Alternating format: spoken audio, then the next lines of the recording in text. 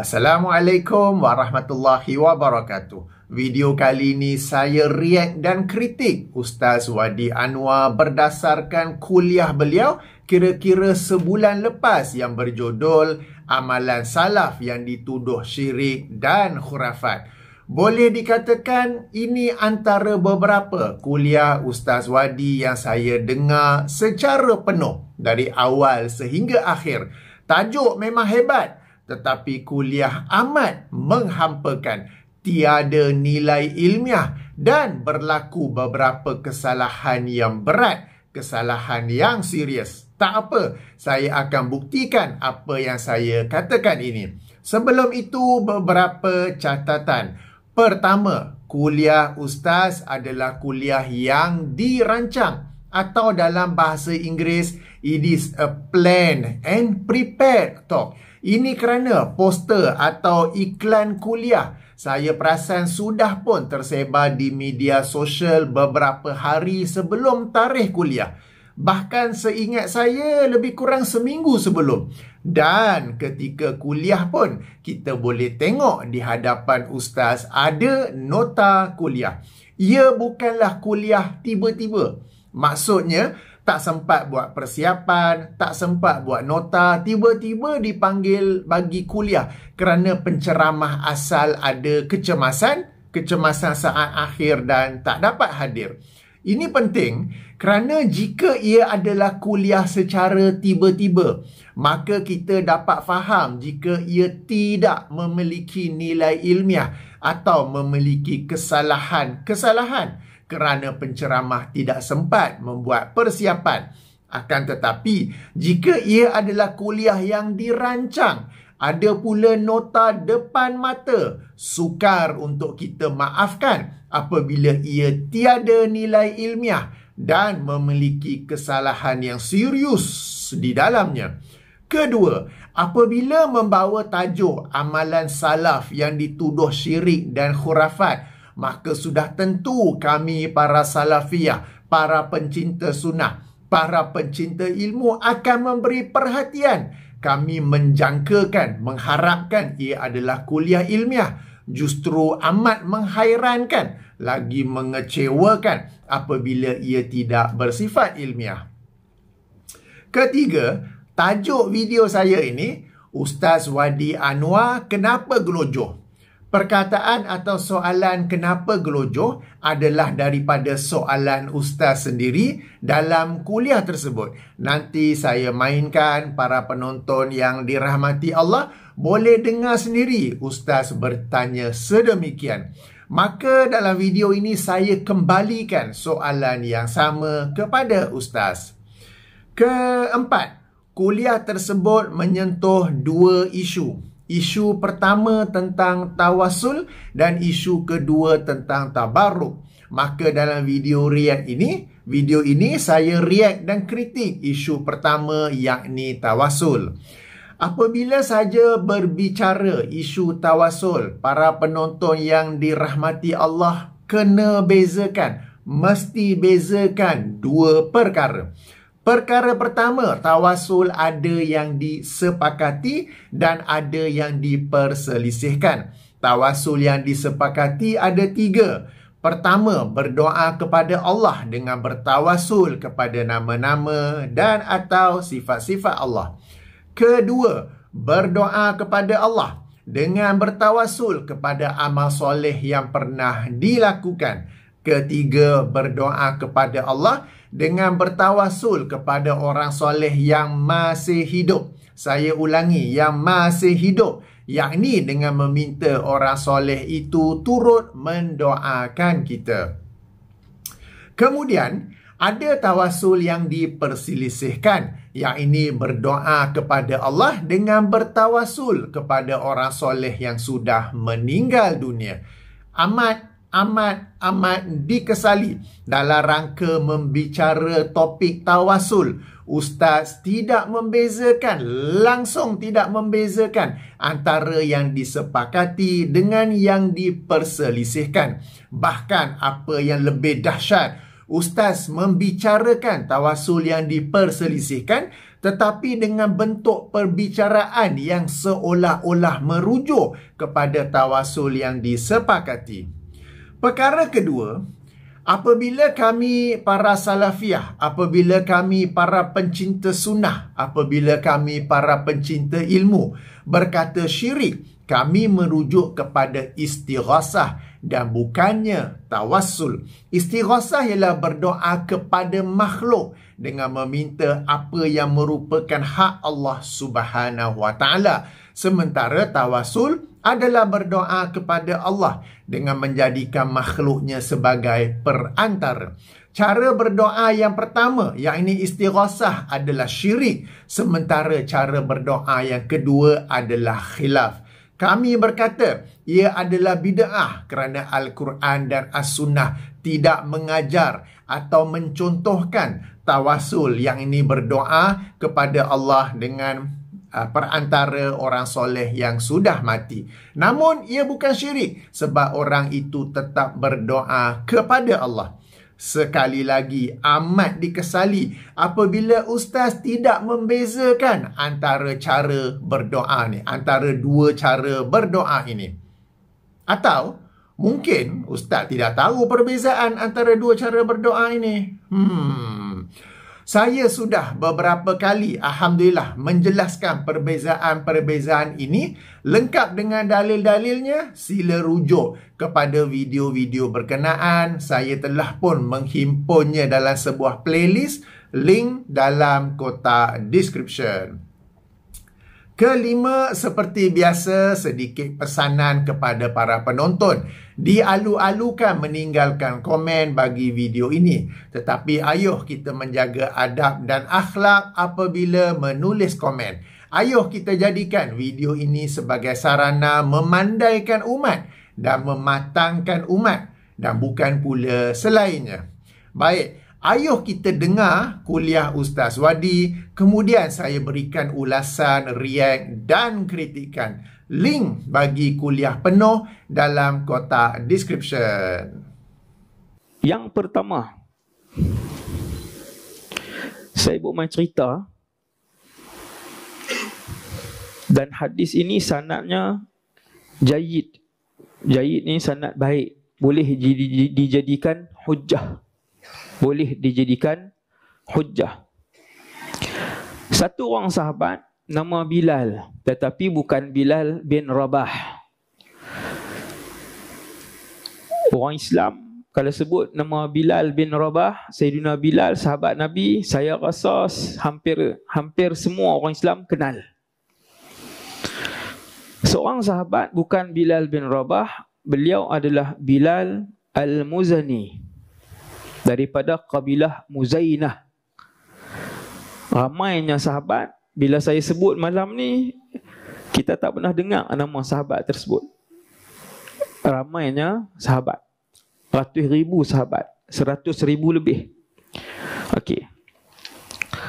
Sahabat ini, setelah Nabi wafat, dia pergi ke kubur Nabi SAW.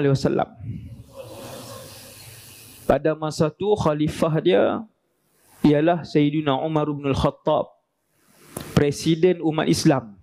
Pusat pemerintahan di Madinah. Presiden umat Islam waktu tu Sayyidina Umar. Kalau dulu zaman salafus salih, kalau kemarau, presiden umat Islam akan ajak semua bertaubat. Semua membanyakkan istighfar. Semua kembali kepada Allah bila kemarau. Dan mereka melakukan solat sunat istisqa. Ada seorang sahabat, dia tak tahan dah dengan kemarau ni, agak panjang. Zaman tu Sayyidina Umar, dia pergi ke kubur Nabi. Maksudnya Nabi hidup kan Nabi mati? Nabi telah wafat. Nabi dah wafat. Dia pergi ke kubur Rasulullah. Dia kata, ya Rasulullah, pohonlah hujan untuk umatmu. Syirik ke tak syirik? Dia minta ke Allah ke minta ke Nabi? Dia minta dekat Rasulullah sebagai tawassul. Dia mohon, sahabat ni mohon kepada Allah, tetapi menjadikan Rasulullah sebagai perantara. Perantara itulah yang disebut dalam bahasa Arab tawassul. Disebut sebagai tawassul. Tawassul dibenarkan oleh Islam, oleh jumhur ulama, hampir semua ulama Islam membenarkan tawassul, dan ia adalah sunnah Rasulullah sallallahu alaihi wasallam. Nabi yang ajar. Kenapa sahabat ni berani bertawassul dengan Nabi, sebut wahai Rasulullah? Sebab Nabi yang ajar bertawassul. Nabi yang ajar. Walaupun selepas Nabi wafat, maka sahabat yang faham, sahabat, kalau kamu tuduh yang bertawassul selepas Nabi wafat itu syirik, maka sahabat ini syirik. Kalau kamu tuduh bertawassul dengan Rasulullah selepas kewafatannya syirik, seperti mana yang bunyi sekarang ni pada zaman ini, maka syiriklah sahabat ni. Kita sampai hari ini boleh bertawassul dengan Rasulullah sallallahu alaihi wasallam. Kita minta dengan Allah, tapi bertawassul dengan Nabi. Minta kepada Allah, bertawassul dengan Rasulullah. Dan yang ketiga, kita yakin yang memberi manfaat dan mudarat itu ialah Allah. Habis. Itu iman kita. Jelas. Kenapa gelojoh mensyirikkan umat ini? Kenapa gelojoh mengkhurafatkan umat ini? Yang gelojoh mensyirikkan umat ini kaum itu sahaja. Circle dia, circle tu je. Daripada atas sekali ada PhD hadis ke, tak ada PhD hadis, sampai bawah yang jadi guard sekolah. Circle yang sama. Apabila bercakap, apabila menyerang, apabila membid'ahkan orang, mensyirikkan orang, circle tu je. Alhamdulillah Allah Ta'ala tunjuk mereka ni supaya umat ini kenal. Jangan ambil daripada orang yang macam ni kerana manhaj mereka bukan manhaj pendekatan Ahlus Sunnah wal Jamaah yang betul, yang benar. Sahabat Bilal Muzani pi kat Nabi, Nabi dah wafat, pi kat kubur, ya Rasulullah. Sebut nama siapa? Sebut nama Rasulullah. Wahai Rasulullah, pohonlah hujan untuk umatmu. Dalam bahasa Arab dia, ya Rasulullah, istasqili ummatik. Hadis ni hasan. Boleh dijadikan hujjah. Dan ulama kita menjadikan hadis ini hujjah. Hadis ini dan puluhan hadis lain. Saya tak tahulah sempat ke tak saya baca kan. Saya agak sempat lah. Saya akan baca sebahagiannya. Sebahagian kecil daripada hadis-hadis itu. Wahai Rasulullah, tengok akidah sahabat ni. Pohonlah hujan untuk umatmu kerana sesungguhnya mereka semua telah hampir binasa.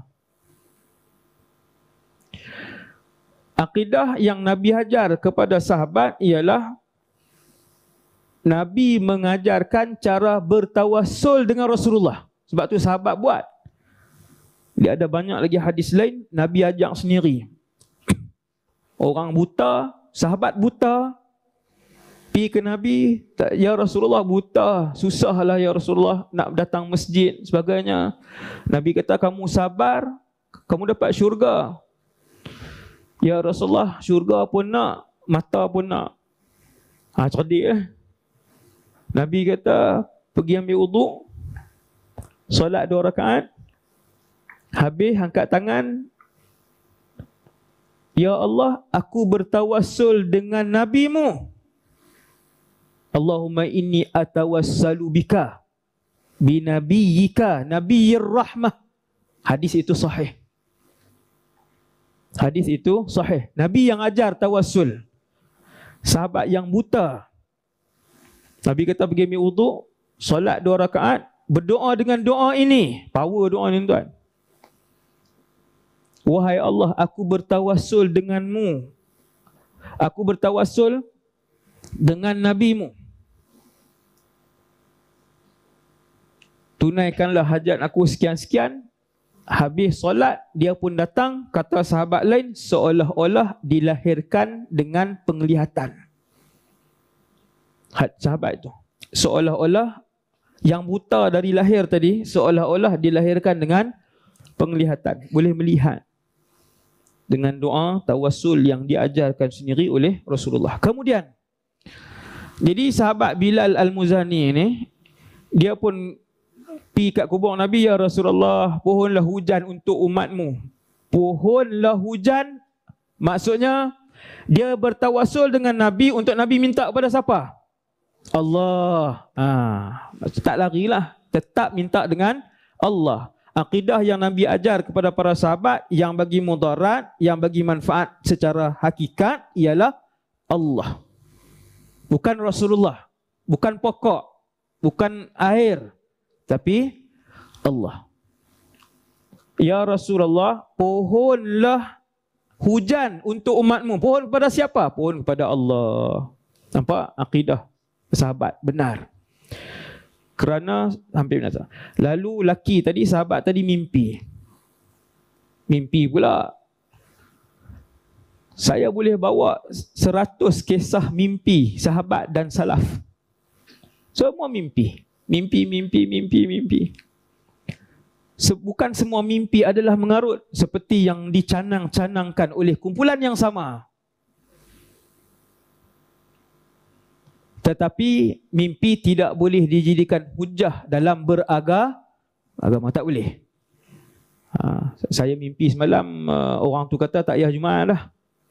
Nak main abang atau imam hari ni. Tak usah duk tanda nama saya sebab mimpi semalam. Tak boleh.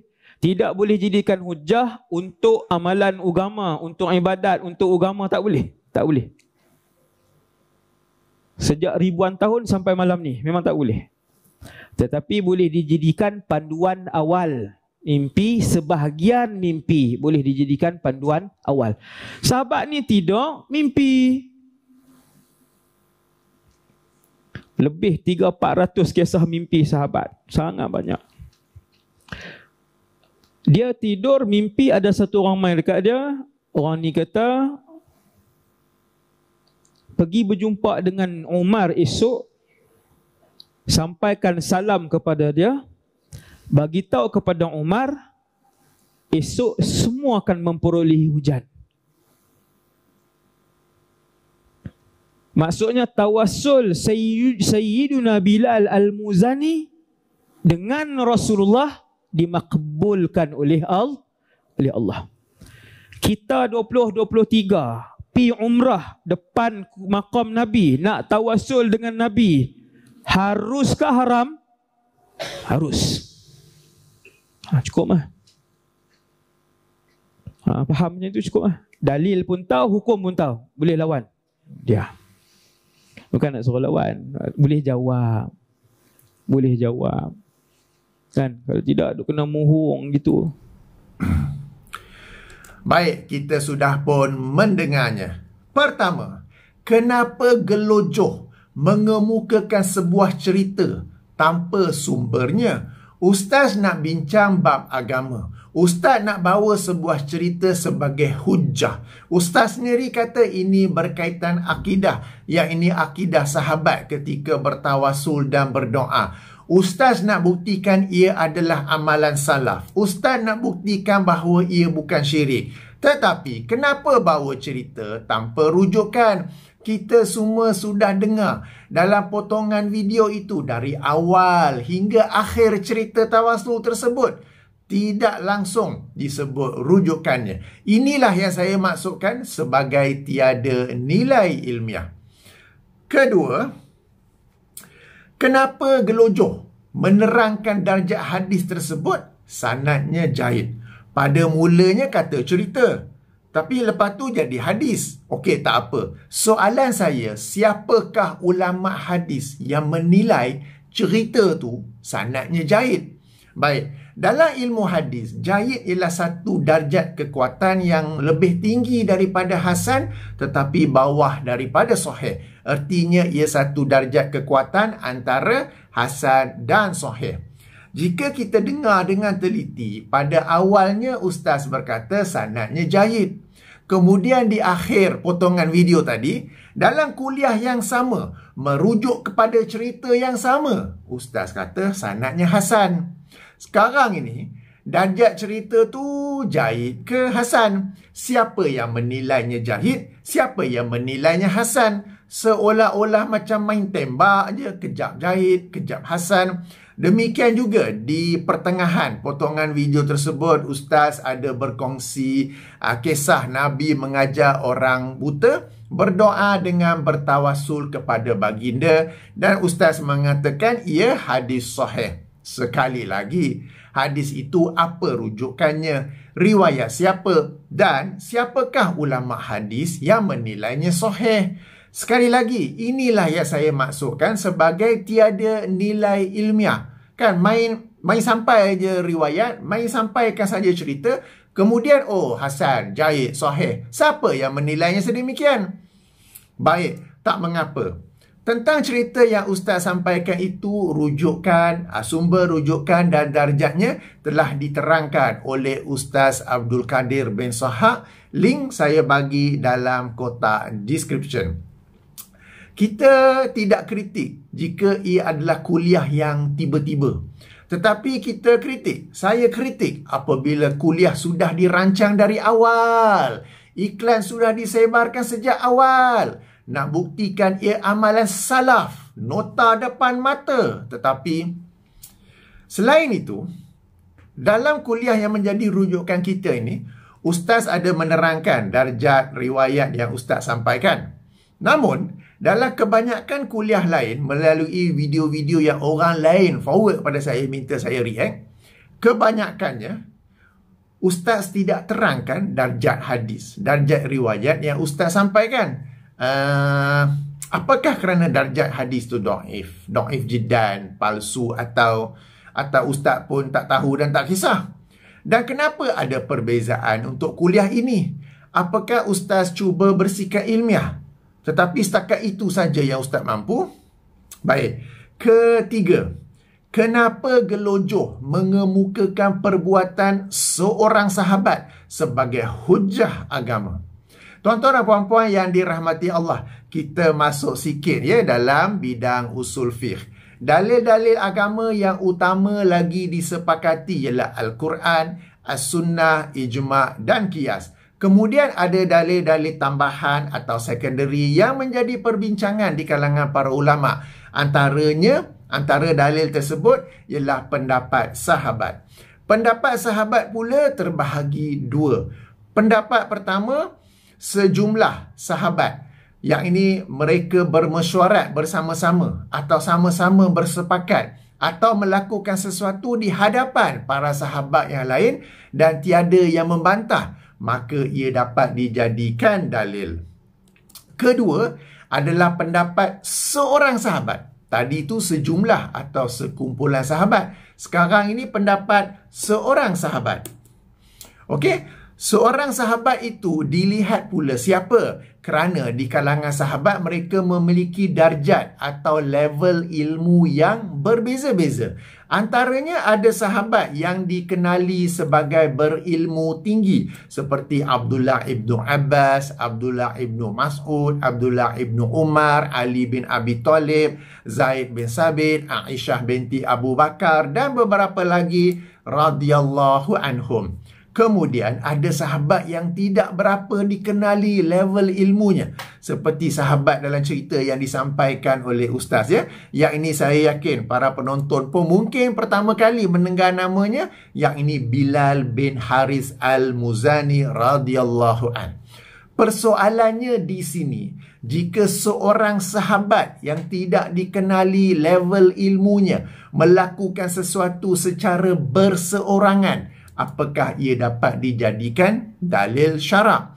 Para penonton yang dirahmati Allah, Jangan salah faham. Saya bukannya mengkritik para sahabat Rasulullah. Saya bukannya mengkritik sifat adalah mereka dalam menyampaikan hadis Rasulullah. Saya sekadar hendak terangkan bahawa dalam ilmu usul fiqh terdapat perbincangan di kalangan para ilmuwan tentang tindakan atau ijtihad seorang sahabat secara berseorangan.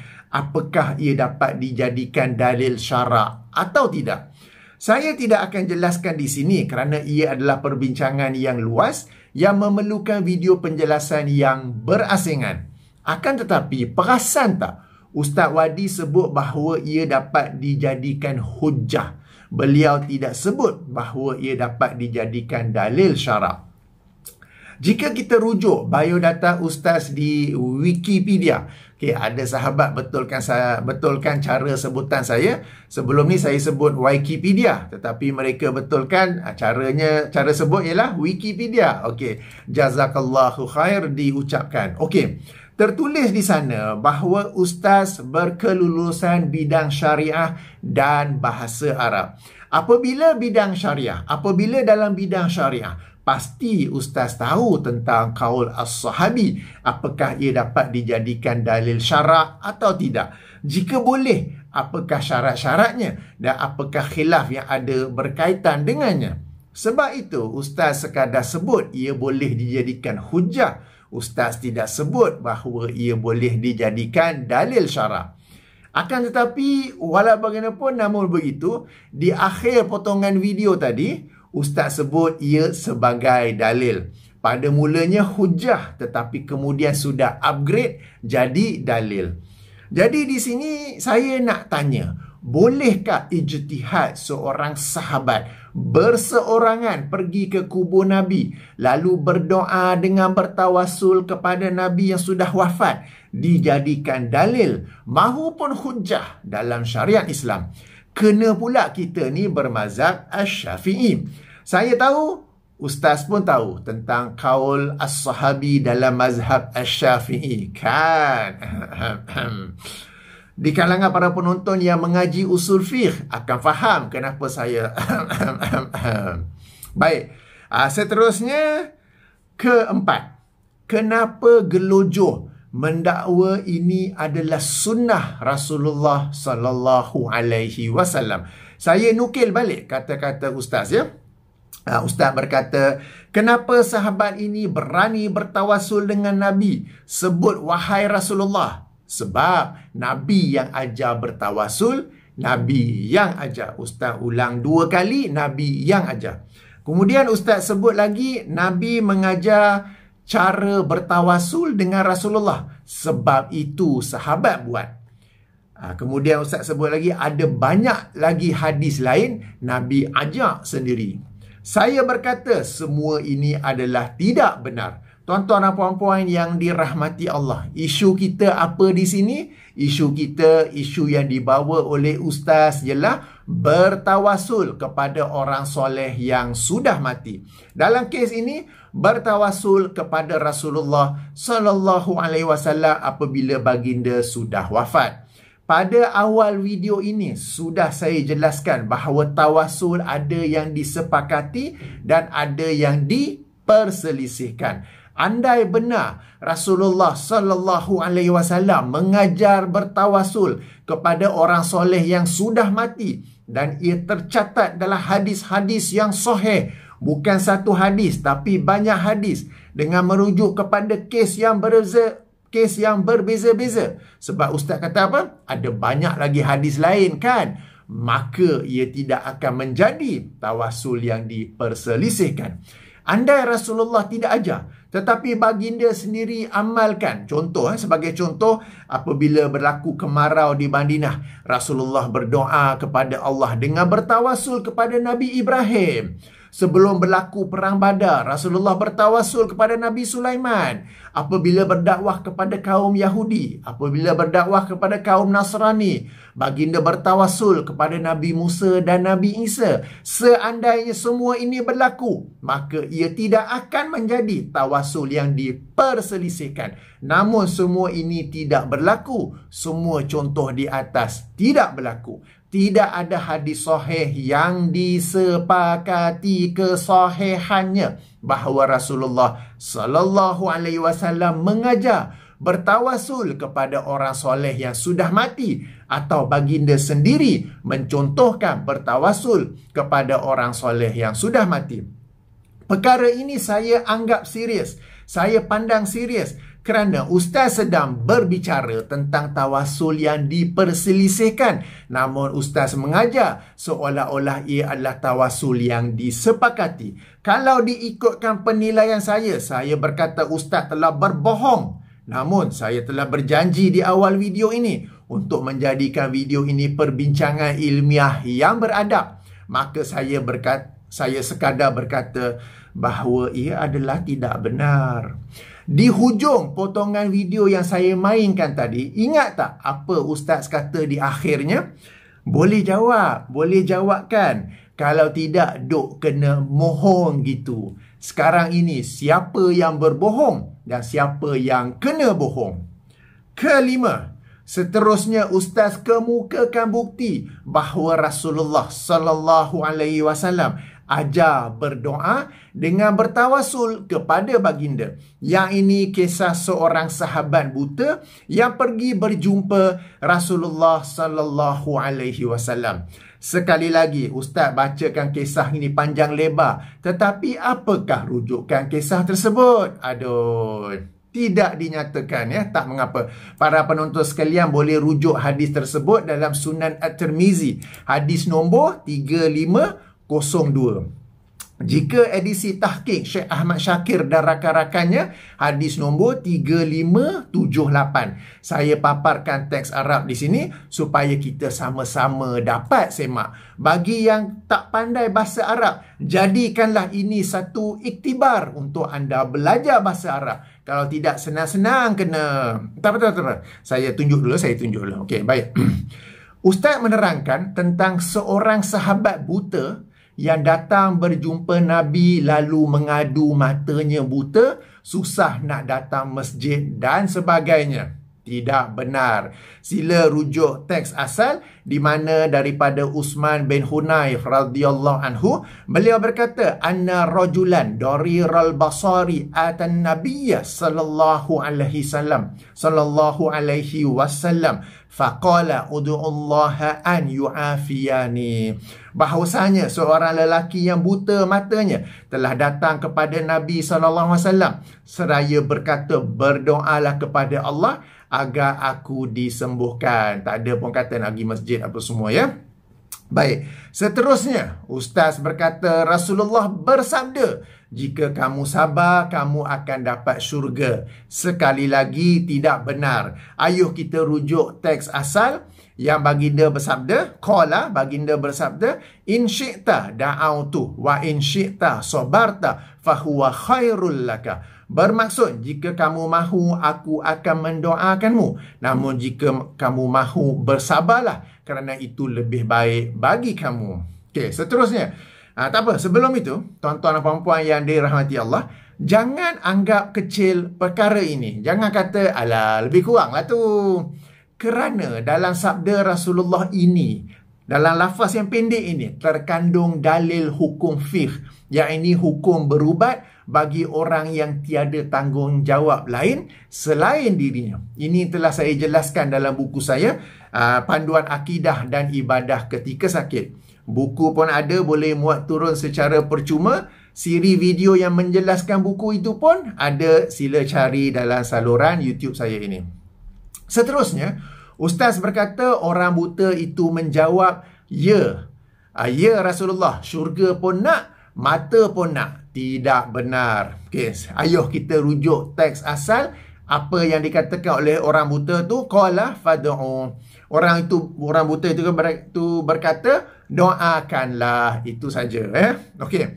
Seterusnya Ustaz berkata Nabi kata pergi ambil wuduk dan solat 2 rakaat. Baik. Jika lafaz yang dikeluarkan oleh Imam At-Tirmizi, baginda sekadar menyuruh ambil wuduk dan perbaguskan wuduk itu. Jika ditambah dengan solat 2 rakaat, maka ia dikeluarkan oleh Ahmad, Ibnu Majah, An-Nasai dalam As-Sunan Al-Kubra, At-Tabarani dalam Al-Mu'jamus Saghir dan Imam Al-Hakim. Lafaz solat 2 rakaat itu penting kerana ia adalah dalil kepada solat sunat hajat yang biasa kita lakukan di Malaysia. Cuma yang sunnah ialah solat hajat itu berseorangan dan tiada kaifiat khusus. Sebab dalam hadis tu, hadis yang kita ni, Nabi suruh orang buta tu solat berseorangan tanpa kaifiat khusus. Dan Nabi pun tak join sama. Sahabat yang meriwayatkan hadis tersebut, yakni Uthman bin Hunayf pun tak join sama.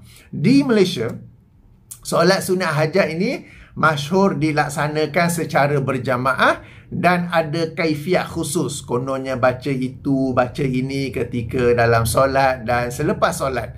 Jadi bila dibid'ahkan solat hajat, yang dibid'ahkan itu ialah apabila ia dilaksanakan secara berjamaah dan atau ada kaifiat khusus. Jika dilaksanakan secara berseorangan tanpa kaifiat khusus, maka ia adalah sunnah. Saya sudah jelaskan perkara ini secara terperinci dengan menjawab dalil-dalil, hujah-hujah mereka yang berkata boleh dilaksanakan secara berjamaah dalam buku saya 90 pelajaran tentang bid'ah. Buku pun ada, video penjelasan terhadap buku itu pun ada. Baik, seterusnya, Ustaz kata Nabi ajar kepada orang buta itu doa, Ya Allah, aku bertawassul dengan Nabimu. Dan ini Ustaz ulang beberapa kali. Betul ke? Sebab jika kita rujuk teks asal, lafaz yang Rasulullah sallallahu alaihi wasallam ajarkan ialah, dan ini adalah sama dengan lafaz-lafaz yang lain. Sebab yang saya tunjuk di skrin sekarang ini ialah daripada Sunan At-Tirmizi. Tapi kalau kita rujuk lafaz yang ada dalam Musnad Ahmad, Sunan Ibnu Majah, Sunan Al-Kubra oleh Imam An-Nasai, Al-Mu'jamus Saghir oleh Imam At-Tabarani, Al-Mustadrak oleh Imam Al-Hakim, lafaz doanya sama. Apakah itu? Allahumma inni as'aluka wa atawajjahu ilaika. Bukan bertawassul ya. Wa atawajjahu ilaika. Alright. Apa kita sambung? Allahumma inni as'aluka wa atawajjahu ilaika binabiyyika Muhammadin nabiyyir rahmah. Inni tawajjahtu bika ila rabbi fi hajati hazihi lituqdaliya. Allahumma fashaffi'hu fiyya. Bermaksud, Ya Allah, aku meminta kepadamu dan aku menghadap kepadamu dengan Nabimu. Bukan bertawassul tetapi menghadap kepadamu. Nanti saya jelaskan kenapa lafaz doa yang Nabi ajar ialah sebegini ya. Menghadap kepadamu dengan Nabimu Muhammad, Nabi yang rahmah. Sesungguhnya aku menghadap denganmu kepada Tuhanku dalam hajatku ini supaya ditunaikan untukku. Ya Allah, terimalah syafaat baginda kepadaku. Okey. Terakhir Ustaz berkata, dah habis solat, dia pun datang kata sahabat lain seolah-olah dilahirkan dengan penglihatan. Yang terakhir ni tidak saya temui. Yang ada ialah dalam lafaz At-Tabarani. Lafaz-lafaz lain oleh para imam hadis yang lain selepas doa itu habis. Tetapi dalam lafaz At-Tabarani, okey, ada penjelasan daripada Uthman bin Hunayf, sahabat yang meriwayatkan hadis ini, bahawa beliau berkata, maksudnya demi Allah, tidaklah kami berpisah dan berbicara lama sampai dia datang semula kepada kami dalam keadaan seolah-olah dia tak pernah buta sebelumnya. Sebab bila buta, boleh jadi buta sejak lahir atau lahir dalam keadaan boleh nampak, tetapi kemudian kerana sesuatu penyakit atau kemalangan menjadi buta. Okey? Tuan-tuan dan puan-puan yang dirahmati Allah, perhatikan daripada awal hadis sehingga akhir hadis, semuanya salah. Di sini mungkin ada yang cuba membela bahawa Ustaz menyampaikan dengan makna, bukan dengan lafaz. Saya berkata, jika dengan makna sekalipun, janganlah lari banyak sangat. Sebab dalam lafaz-lafaz itu ada beberapa dalil lain selain topik tawassul. Kemudian, ada satu perkara lain yang sangat penting berkaitan hadis itu yang Ustaz tidak sebut. lupa atau memang dilupakan? Apakah itu? Ayuh kita semak balik lafaz hadis terbabit, ya. Okey. Kenapa kita baca balik? Ada satu poin yang sangat penting. Okey. Anna rajulan dari al-Basri atan Nabiyya sallallahu alaihi wasallam faqala, apakah? Okey, bahawasanya seorang lelaki yang buta matanya datang, okey, berjumpa Nabi sallallahu alaihi wasallam, lalu dia berkata, ini sangat penting. Udu'ullaha an yu'afiyani. Berdoalah kepada Allah. Laki buta tu datang jumpa Rasulullah, minta Rasulullah berdoa kepada Allah bagi pihaknya. Udu'ullaha an yu'afiyani. Berdoalah kepada Allah agar Allah sembuhkan aku. Okey. Kemudian Rasulullah faham ke tak? Rasulullah bersabda, in syi'ta da'autu. Jika kamu mahu, aku akan mendoakanmu. Berarti Rasulullah faham bahawa lelaki buta itu datang dengan hajat asal, minta baginda tolong doakan. Kemudian bila Rasulullah dah bersabda, jika kamu mahu, aku akan doakan. Jika kamu mahu, bersabarlah kerana itu lebih baik.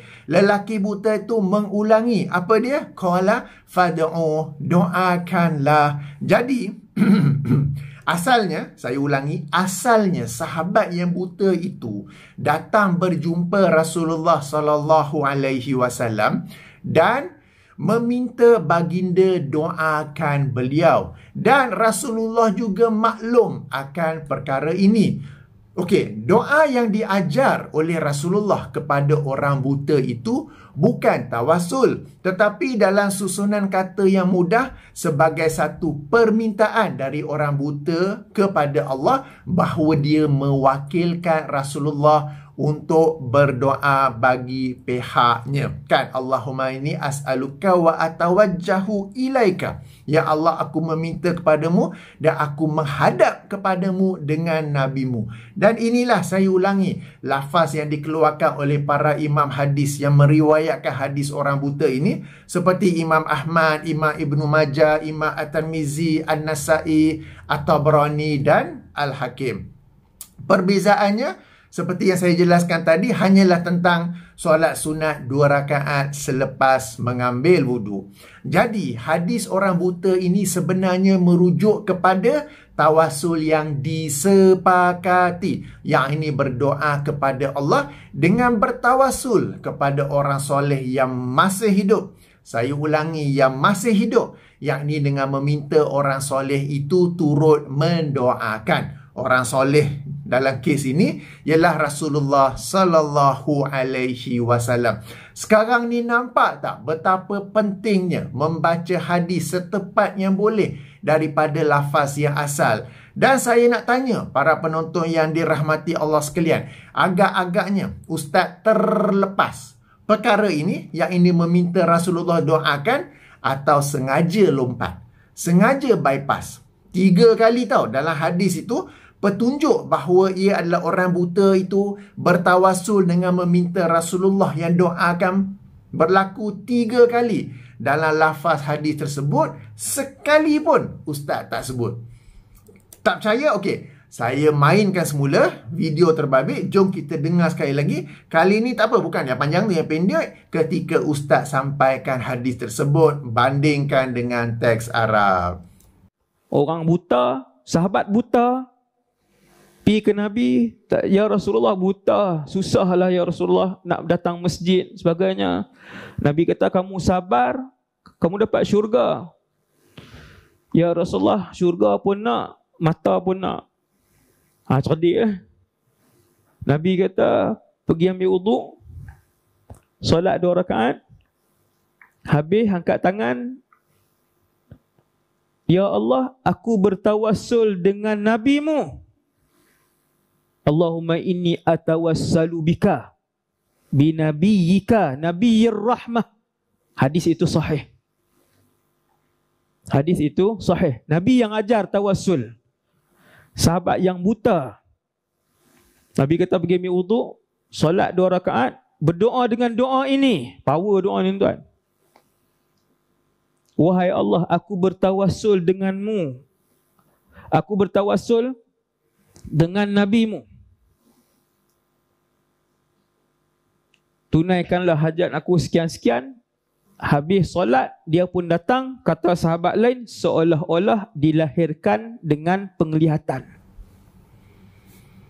Baik, maka ulasan kelima ini, saya bertanya kepada ustaz, kenapa gelojoh menyampaikan hadis sehingga membawa kesimpulan yang jauh berbeza daripada hadis tersebut?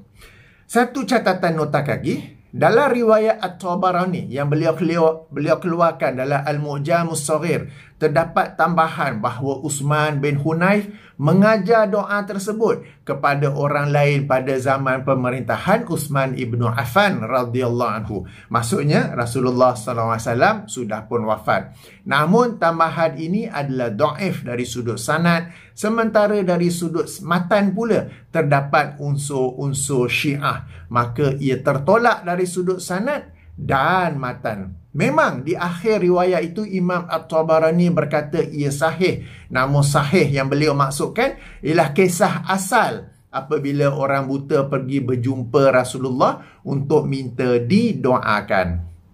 Saya telah jelaskan semua ini secara panjang lebar dalam video-video sebelum ini. Link dalam kotak description. Baik, seterusnya yang keenam. Ustaz bertanya, kenapa gelojoh mensyirikkan umat ini? Kenapa gelojoh menghurafatkan umat ini? Yang gelojoh mensyirikkan umat ini, kaum itu sahaja, circle itu sahaja. Baik, saya tanya balik, siapakah individu yang dimaksudkan sebagai mensyirikkan umat ini? Sebutlah nama secara spesifik dengan buktinya sekali. Jika kebenaran di pihak anda, beranilah tampil mengemukakan nama dan bukti. Jangan bimbang, tiada siapa yang nak saman atau bawa perkara ini ke mahkamah. Saman menyaman hanyalah tindakan orang yang tiada kejantanan dalam dirinya, atau apabila ia melibatkan isu peribadi yang tiada kaitan dengan perbincangan ilmiah agama. Justru kemukakanlah bukti. Contoh. Ustaz si Fulan bin si Fulan dalam kuliahnya sebagaimana rakaman YouTube ini telah berkata bertawasul dengan orang mati adalah syirik. Atau Ustaz si Fulan bin si Fulan dalam postingnya di Facebook telah berkata tawasul dengan orang mati adalah khurafat.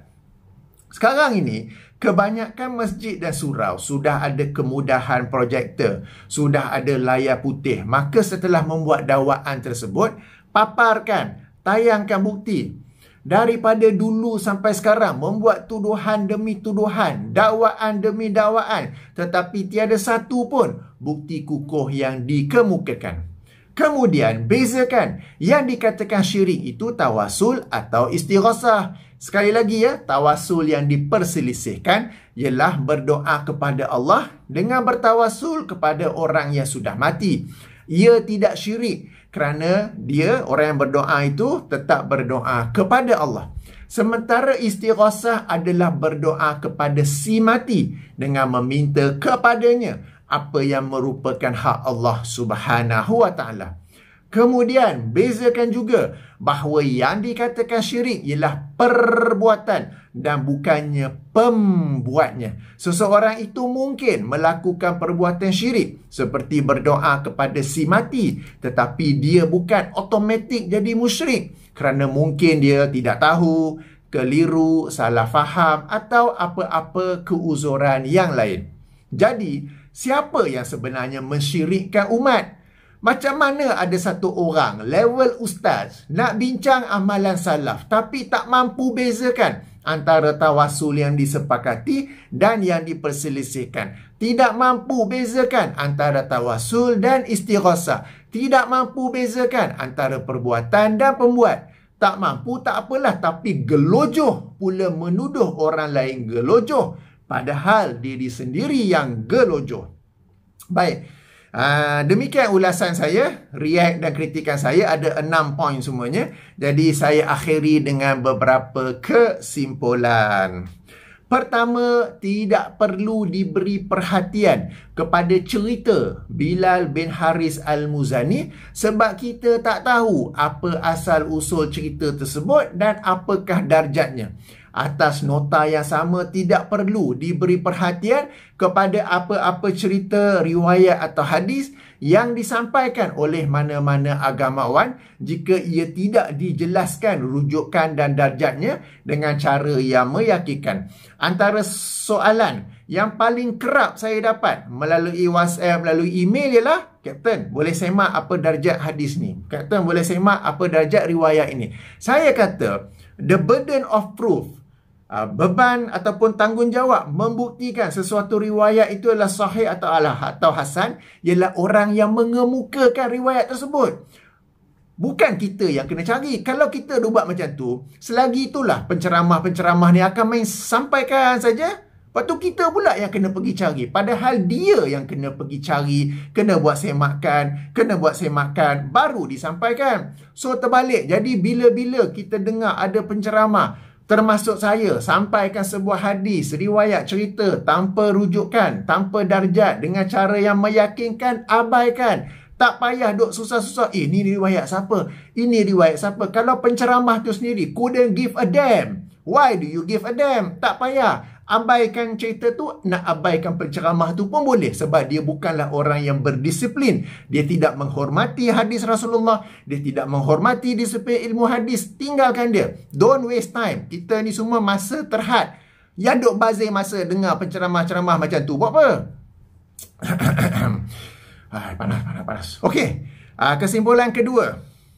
Andai cerita Bilal bin Haris Al-Muzani adalah benar dan sahih, ia tetap bukan dalil kerana ijtihad seorang sahabat secara berseorangan bukanlah dalil syariat Islam. Perhatikan ya. Kemudian dalam potongan video tadi, Ustaz cuba menjustifikasikan tindakan Bilal bin Al-Muzani tu dengan mimpi. Kemudian Ustaz pusing-pusing pula tentang mimpi, cuba membela mimpi Bilal bin Haris Al-Muzani. Aduh, Ustaz. Apabila kononnya Bilal bin Haris Al-Muzani bermimpikan Rasulullah, ia adalah satu cubaan untuk menjustifikasikan tindakan Bilal sebagai benar sehingga akhirnya dapat dijadikan dalil syarak. Mimpi bukan dalil syarak dan mimpi tidak boleh dijadikan qarinah atau pembuktian bahawa ijtihad seorang sahabat secara bersendirian adalah dalil syarak.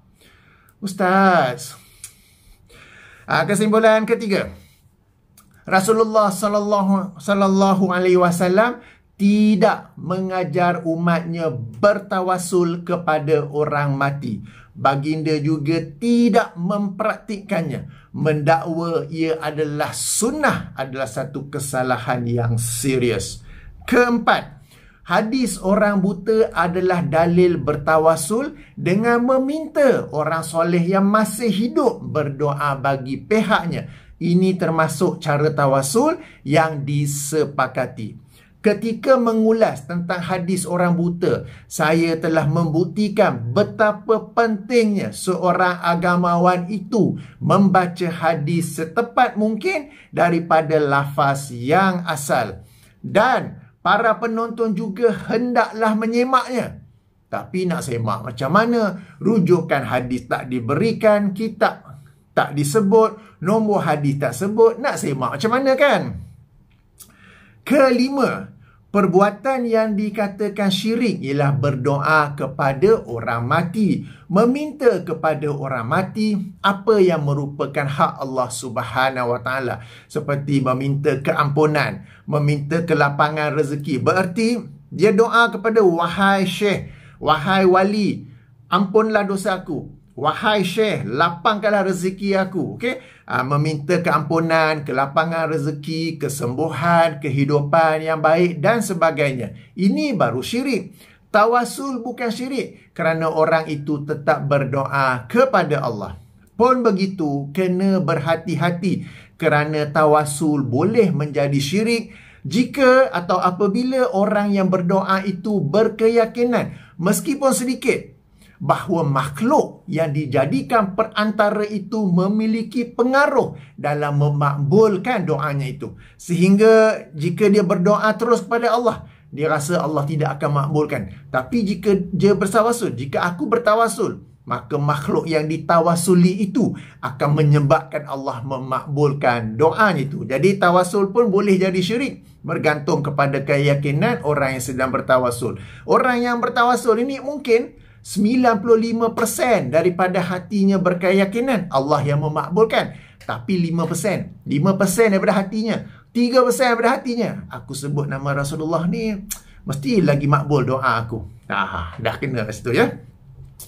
Keenam, berdoa kepada Allah dengan bertawasul kepada orang mati adalah sesuatu yang diperselisihkan. Namun yang terbaik lagi selamat ialah meninggalkannya, kerana yang asal dalam berdoa ialah secara direct, terus dan langsung kepada Allah Subhanahu wa Ta'ala. Saya sungguh hairan kenapa dengan sebahagian agamawan sekarang ini yang bertungkus lumus membela amalan bertawasul kepada orang mati. Sampai-sampai, bukan semua, sampai-sampai kalau berdoa direct pada Allah ni macam satu kesalahan. Hanya Wahabi doa direct pada Allah. Cara yang betul, cara ahli sunnah ialah berdoa dengan bertawasul kepada orang mati. Seolah-olah ya, jika hendak bertawasul sekalipun, bertawasullah dengan apa yang disepakati. Seperti apa dia tadi? Bertawasul kepada nama-nama dan atau sifat-sifat Allah.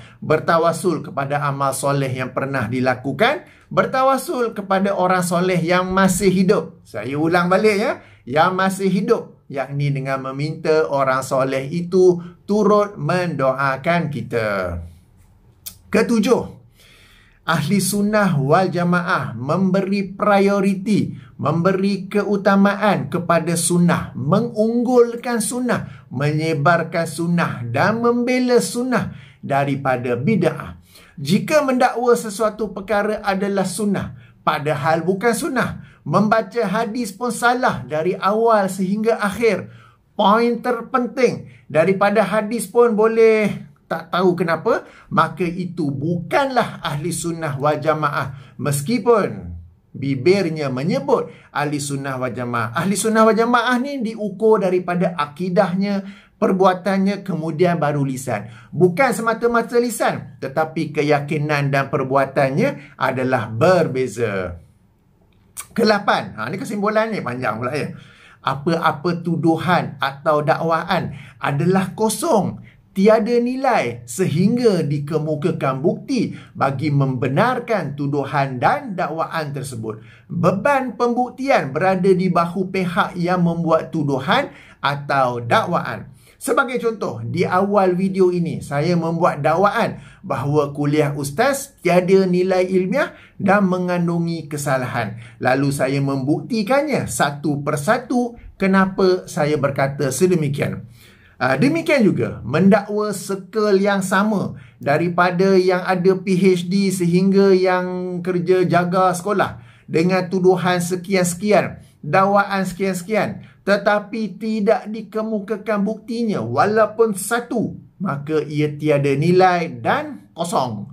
Bahkan ia kembali kepada yang membuat tuduhan. Ke-9, panjangnya kesimpulannya. Kita sebagai orang awam berharap dapat mempelajari agama daripada ustaz dan ustazah.